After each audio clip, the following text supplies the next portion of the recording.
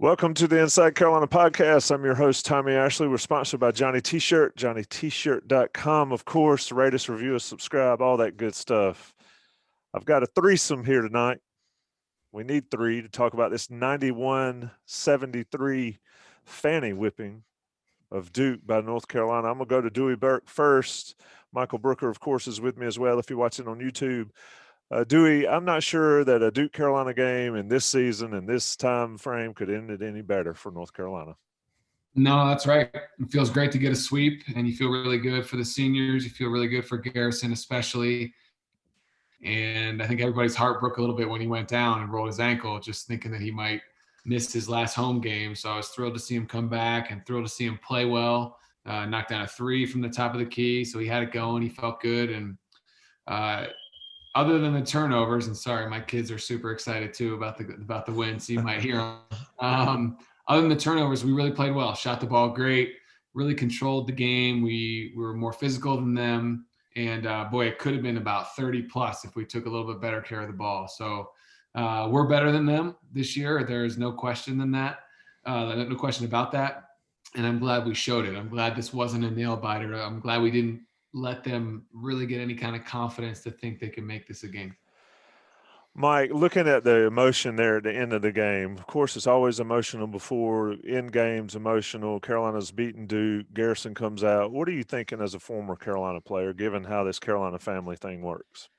I just think ultimately he probably realized it's coming to an end. You know, he's had some really good ups, some great moments and some low moments last year. Coming into this year as the preseason ACC Player of the Year, and maybe not quite playing as well as he had hoped, or being the biggest contributor as he had hoped with the more talent we've had on the floor this year. But just I think the finality of it, probably coming in knowing that was the last time he was stepping off the floor against Duke, especially again in a very emotional and resounding win. It probably just all hit him at that moment. And so it was a great way to send him off and send those seniors off, because they've definitely given a lot to the program and had some ups and had some downs, but just that was a great way to play to finish off their last game in the Smith Center. Yeah, few guys have had the ups and downs that this bunch has had. Of course, there have been some that have, but to see them at least get these wins. Dewey, one guy I want to talk about before we talk about the game is a guy like Sterling Manley. I mean, he's been through it. He can't stay healthy. He's worked, and he gets to get out there, gets an alley-oop, gets a couple minutes, a couple points. I mean, you got to feel good. Even if you're not a Carolina fan, as a human being, you got to feel good about a kid like that. You do, and the telltale sign is seeing our bench when he got his bucket and how excited they were for him. Every staff member, every manager, you could see Jonas, the strength coach, who probably spent more time with him than anyone. And looks like it. Sterling looks big and strong. He looked like a monster. He looks enormous. Yeah, I mean, but that made you feel good. And again, the biggest thing is to see how your teammates react in a time like that. And that was pretty cool for him, I'm sure. And you could see that with that smile on his face. That was really, really nice to see. Yeah, that as a guy watching from afar, that's always the coolest thing for me and a lot of other Carolina people that didn't play the game with you guys, is to see how the bench reacts when teammates are getting run and having a good time. I know both of you guys experienced that on both sides of the pendulum there, and so it's just pretty awesome to watch. So let's talk about the game a little bit. Mike, I'll come to you first. You know, like Dewey said, Carolina's better than Duke. It's a great matchup for Carolina, the way Duke plays, especially this Duke team. But the turnovers, and I'm going to start negative and we will build to all the positive, but the turnovers, that second half was just brutally sloppy. And you could see Roy Williams, I mean, you're pleased with 18-point win, but you could see Coach Williams just saying, oh, here we go again. Luckily, they were up far enough, and Duke's just not any good. But, yeah, that is one of those things where they got to figure that out, and they got to figure it out before Wednesday.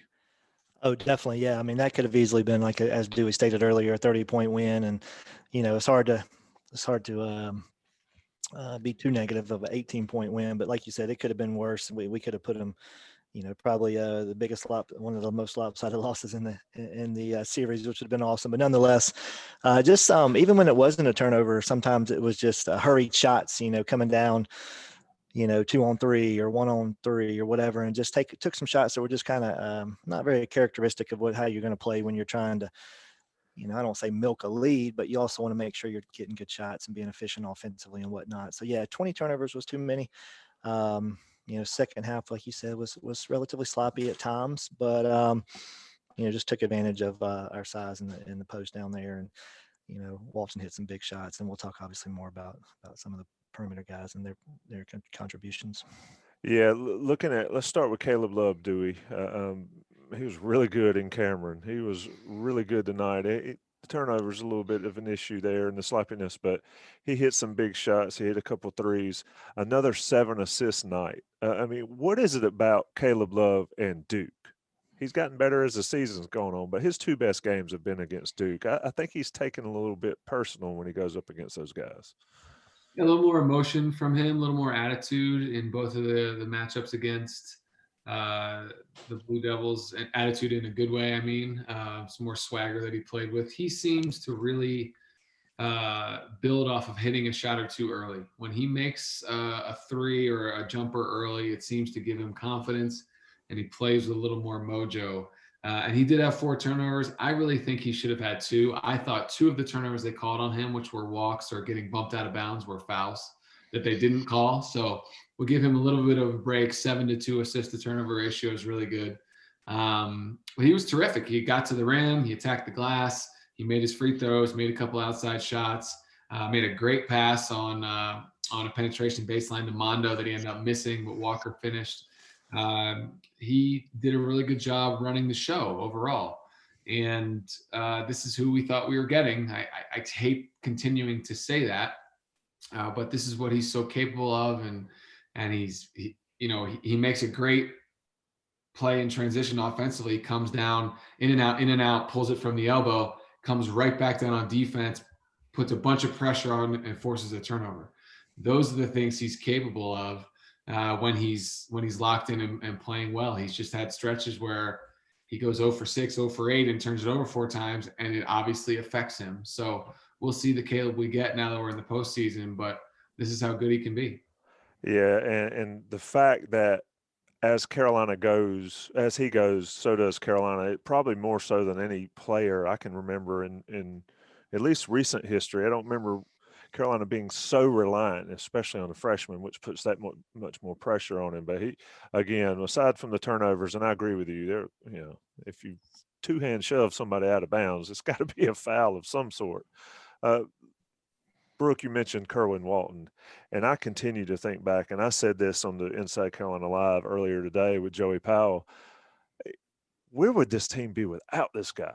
He is fantastic when he's in rhythm, which makes his performance, 5 days ago, seem like a what the hell moment. Where did that come from? Just speak to him making the shots. It changes the entire game for Carolina. No doubt. Yeah, that's what he's been so good all year. So that's what made the disappearing act on Monday night so bizarre. But yeah, he was good early, on it early. The crossover, I didn't know he had that in his repertoire, but the crossover on Baker, I believe it was, pull up 3. I've seen him do it in the mid range, but that was really impressive. And the pocket pass to Garrison too on the pick and roll where they're catching, the pick and pop. Those are the things we weren't sure he had, right, Brooke? And he showed that. And you think about he's still just a freshman. Yeah, he's expanding his game, and with it being a dead-eye shooter like that, if he can expand his game and be able to take it off the dribble a little bit, be able to come off that pick and roll and hit the rollers, and his recruitment towards the end was kind of bizarre. He was supposed to commit one night, and next thing you know, it was 2 days later, and he still hadn't committed. But boy, that was a huge commitment, and well worth the wait to get him in the fold and to see his improvement, and to hopefully have him on campus for 3 or 4 more years is going to be a pleasure to watch. Yeah, and I know I'm jumping the gun a little bit, but Roy always talks about how Marcus Page's recruitment, and he was a player that really made a difference, and there's a couple other guys in there. But Kerwin Walton might turn out to be one of Roy Williams' most important recruits when we're doing these podcasts 3-4 years from now. I mean, the kid has been fantastic. Let's go inside, because this is where, Mark Williams for Duke, who I like. I think he's fantastic. I think he's got a lot of upside. I half joked on Twitter that he's played himself into the first round of the league with his performances tonight in the last couple games. But Dewey, the bottom line is Duke has nobody to guard when Carolina plays two bigs, and both bigs are active. And again, that was the key here. What did you see that impressed you tonight that we may have not seen from the rest of them? I mean, Day'Ron Sharp, if he's going to cross over and drive the lane and then try to put up a lefty layup, that's ridiculous. Yeah, Day'Ron I thought was really, even though his stat line didn't show it, Day'Ron was really impressive tonight. Made a couple really nice passes. To your point, took some plays off the bounce and tried to get to the rim. Baycott was really aggressive. Even that offensive foul they called on him where he bulldozed through. I don't know if it was Williams or it might have been Coleman, and then one hand dunked it. It just shows you his mentality, I felt, for this game tonight, and he was really up for it and brought emotion. And then Walker with a tip dunk, and he had a beautiful post move. But we just keep coming at you in waves from the post position. And I say this every time we talk, Tommy, but it's just another reason why you have got to get a shot. You heard Billis say it in the coverage if you were listening to ESPN. He said Carolina just has to get a shot because they're so big and so gifted on the backboard and in the post that chances are we're going to get the offensive rebound. So to turn it over 20 times, we're just taking away the ability for our bigs to dominate even further. And yet it was still abundantly clear Matthew Hurt wanted no part of guarding our guys, especially in the second half down the stretch. He don't want to bang down there with those guys. And you can imagine what it's like to be on the opposing team and start the game dealing with Garrison and Armando, and then we bring Sharp off the bench, and then Sharp goes out or Big Guy goes out, and then we bring Walker into the game. I mean, we have such a presence on the interior. If we could just take care of the ball better, we could, really put a hurting on teams more often than we do. Yeah, it's kind of like in football, end every possession with a kick. I mean, if Carolina could end every possession with a shot, yeah, it changed. They're not sitting here in, what are they, finished sixth in the ACC. They're in the top 3 or 4 without question. But it has been fascinating for me to watch the bigs progress. And I'm going to come back to Garrison Brooks, preseason player of the year, which was a little ridiculous. And he said earlier in the week that he doesn't think about that kind of stuff, but they do. I mean, everybody does. You see that stuff. But for him to come out, and Dewey, you mentioned the rolled ankle. They worked some wonders on him in that locker room. Mike, we've talked a lot about Garrison. We've banged on Garrison a fair amount over the course of his 4 years, whether it's his down-looking face or whatever he does when he doesn't play well. But it was cool to see him happy tonight. It was cool to see him play, and then he hits 2 threes. I mean, speak to what you saw from Brooks as a senior, as a leader that's been through so much. Yeah, I think he's a good kid, and I think you could see that in the interaction with coach and just how he got emotional. You don't do that if you're a jerk. You know what I'm saying? Like, I think he's a good guy. I think he's worked really hard. I think there were some unfair expectations on him at the beginning of the year. He's probably not a guy that probably should have been in the conversation for ACC Player of the Year, but based off how well he played last year, he was definitely in the mix, and he's done a lot of really good things for us this year. I mean, 14-5 tonight. The step back 3 kind of really got him rolling tonight, and then he stepped into another 3 and banged it home. Thought the third 3 was maybe a little a heat check kind of a situation, but you're up 20, shoot your shot kind of a deal. Last time you'll get to do it in the Smith Center, so didn't mind that as much. But no, he's been through the ups and the downs, and I think he's a solid presence, a senior leader. I would like be honest with you personally, like we talked about, his body language to be a little better at times when things aren't going well. I do think he generally plays hard. And he's just a stabilizing force for the most part down there. And it was good to see him go out with a great game tonight. and getting subbed out and giving Coach a big old hug and Coach Rob a hug, and all the guys were happy for him. So that was good to see. Yeah, and then to see him react the way he did with Sterling getting the shot. Dewey, today on the Inside Carolina Live show, and I keep talking about it because it's really a fun show, we had Bobby Frazier and talked to Bobby about some stuff, and then brought up the Duke hate. And he was like, yeah, that's why I came on this show to talk about. I mean, you guys have lived it. You've been in it. You mentioned the sweep of Duke right out the gate here. Again, I'm going to ask the former player, the Carolina family question, beating Duke on senior night. Does it get any better personally for former guys, current guys, anybody that's put on that uniform to do what Carolina did tonight? No, I don't think so. I mean, obviously you care more about ultimately how your team finishes the season, right? You want to hang a banner, and we're one of the few programs that legitimately every year when we get together, first running, first conditioning, first meeting, when we say we're doing all this because we can win a national championship, we actually mean it every year, right? Not every program, they may say it, but deep down, not every program actually believes that. There's a handful, right? And every year we set out with that goal in mind. So that's what you're working towards. And you could lose twice to Duke and lose them in the ACC tournament and not care if you hung a banner, but you don't always get to. So when you think back, I think back on my senior night, which was the Henderson-Hansborough game. But what mattered most is that we won, and that we won the ACC after sweeping them that night. And those are things you remember. That was 14 years ago. I remember everything about it. And so you do hold on to those moments a little bit more. Obviously, the famous 06 game at Cameron, when Tyler and those guys were freshmen my junior year.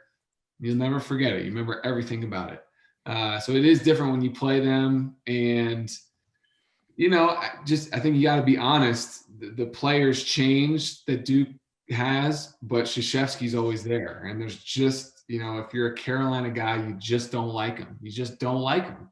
And that's it. I mean, you don't hate him or anything like that, but you sure as hell don't like him. You don't like the way he talks to the refs. You don't like the way he looks. You don't like the way he complains. You don't like any of it. Nobody likes him if you're a Carolina guy. And so it feels that much better to look down and see them 11-11, going to miss the tournament for the first time in 26 years, it would appear. That's part of it too. It feels good to see him do bad. Yeah. Brooke, you feel the same way? You're pretty soft-spoken. Yeah, I'd say ditto to all that. I don't know how much I can actually add to that verbally, but yeah, I mean, I really think a lot of people's disdain for Duke stems from Krzyzewski. I mean, I don't necessarily like the players are so interchangeable at this point. Half of them are there for a year or two at the most. So, I mean, you really don't have any particular disdain for any one player, anymore, really. And so, yeah, it's pretty much Krzyzewski. And once he leaves, I'm sure my animosity or animus towards Duke will probably subside a little bit, and we'll be a little more low key with it. I'll still love to beat them every chance we get. But yeah, I mean, early on in my career, we put it on them pretty good, but the last 2 or 3 years they really took it to us. So it's kind of neat to it's an ebb and flow. It goes in cycles, but it feels good to win these last two, get a season sweep, and hopefully that'll propel us. And hopefully we put the final nail in their coffin. I'm hoping for the NCAA tournament. So that's also nice too, to be able to deliver that tonight, hopefully. Yeah, I've said. And Tommy, not to make it just Krzyzewski too. I just like it's their assistants also, just like stories that I know of, like stuff that's happened, like stuff that's happened to Wes, like in the summer on an AAU circuit or in the airport, like just stuff like that they're so irritating. I'm getting fired up now. Like they're so irritating in the way they carry themselves and this holier than thou attitude. And look, they've been great. Krzyzewski's an incredible coach. They've hung a bunch of banners, amazing program, on par with us. There's no argument for any of those things. But I promise you this, if you ran into Coach Davis or Coach Rob or any of the past assistants that Brooke played for or I played for, they act different than the Duke assistants do. And that's the kind of stuff, behind the scenes that makes it even more true and more real. Like Shire has done stuff to Wes as coaches, then I'm like, dude, what? And it's so frustrating that they continue to act like that. And so it makes nights like tonight that much better. Yeah, red meat for the masses. I told when Bobby and I were talking today on the show, I said back when I was at Carolina, I graduated in '93. So when they won the national championship senior year and all, those guys would come around. I mean, there were Duke guys in Chapel Hill all the time, and then something switched. And I'm not quite sure exactly what it was, but it's just not that way anymore. And I think it's Krzyzewski. But to your point, Dewey, you're right about the assistants. I mean, it's just different. And I didn't mean to get you stirred up after No. Carolina That was good. won, but yeah, I kind of meant to. But it's always interesting to hear you guys talk about it because I don't think fans are on this level, right? So it's a huge dislike from the fans, but you guys have lived it and been in it and know the stories, the true stories, and all And they that. punched my teammate in the face. Yeah, and Bob also said you could have been a legend if you'd have done what I said. You should have gone after Gerald. I know. Fun times, man. I will never not give you a hard time about that, Dewey. I love you though. Let's look forward. Maybe we'll come back, circle around, and have a Duke hate podcast with all you guys one day. But let's look at the ACC tournament. Carolina's going to play. I think it's Notre Dame or Wake Forest on at the late game on Wednesday. It looks like. Mike, how does Carolina prevent this ebb and flow? They've been really good and really bad. I mean, as good as they look tonight, they look just as bad, if not worse, 5 days ago. Well, they just won a big game. So what do they need to change going into this ACC tournament? Golly, if we had the answer to that, we could bottle it up and sell it, right? Make a killing. Kind of just to piggyback what Dewey said earlier and what we said all year. I mean, if they can take care of the ball on a consistent basis, keep their turnovers to probably 12 or fewer, get the ball up on the glass, attack the glass with abandon, they'll be fine. I have no problem or no concern that they won't be fine. I don't know if we're going to shoot it as well as we did tonight. I mean, some nights we'll make 8 for 17 and some nights we're 2 for 19, so, as long as we get some type of reasonable 3-point percentage and keep our turnovers at 12 or minimum, I feel good about any game we play moving forward. I feel like we should have an advantage in the first round, but like I said, you just never know sometimes how we're going to roll from game to game, but hopefully we can build off this and just come out with a strong effort. We're not, I think we're in the tournament. I feel like we're pretty comfortable in, but we don't want to leave any doubt. We don't want to leave it up to the committee. We want to go out and play well, get on a nice little run here, win a few games, and see if we can't go into the NCAA tournament with a little bit of momentum. Dewey, I'll let you wrap it up. Carolina's got either 2 games left and could have up to 10 games left. Speak to the finality that we've talked about a ton at this time of year, every time on this podcast. Yeah, when you guys were talking about this being Garrison's last game in the Smith Center, I was thinking about one of the weirdest feelings that I remember having the Monday or whatever it was, the Tuesday after my senior night game, and I wasn't ever going to play again in the Smith Center, myself and my fellow seniors. You have your next practice and you go and you're at the Smith Center. It's still the Smith Center. That is when you're like, oh man, like it's only ever going to be this for me. It's only ever going to be practice in here until we're done. And that was like a weird thing that happened to me. I don't know if that sounds funny or not, but it was like senior night, like I know it's my last game and I know, and like you make your speech and we won the ACC and we cut down the nets and it was all that stuff. But then the next time I went in the Smith Center is when it hit me. So I feel like that is coming for Garrison and the seniors, because then it's just where you practice forever. It's never a game again unless you're one row back, and it's just super weird. So I think that's coming, and I just wanted to make that point. And then, look, the betting man would say Carolina's season ends with one of those clunker performances that we've had. Can they somehow be rid of those and go on a run? Well, sure. We have the talent to do it. We have the size to really pound anybody we play from here on out, kill them on the glass and dominate in the post. Can we shoot it well enough? Can we limit the opponent's open threes? Can we make free throws? Can we not turn it over? It's going to be the same question set of questions before every game. It's not changing. And so, like you said, whether we have 2 games left or up to 10, we're going to be asking the same thing. So it'd be really fun. I don't know that anybody thinks we're winning the national championship, but it'd be really fun to go on a run, win 2, 3, 4 games in the ACC tournament, make it to the second weekend of the NCAA tournament, and take all that momentum into next year and find out who stays and who goes. That'd be a great way to put a bow on this. Don't know if it'll happen, but boy, we'd be happy to get to the second weekend of the tournament. Yep, and they certainly can do it. They just got to do it. And I think taking care of the ball and ending every possession with a shot we can do that for North Carolina. Dewey and Michael, it's always been a pleasure, man. You guys don't understand how much fun I have doing these. I hope y'all have the same amount of fun. But I appreciate y'all joining me. Carolina, 18-point win, sweeps Duke. Not a bad way to end the regular season for this crew. Appreciate it, guys. Thank you. Sponsored by Johnny T-Shirt. I say it all the time because I mean it all the time. 10% off if you're an Inside Carolina Premium subscriber, and rate us, review us, and subscribe. We'll see you again soon.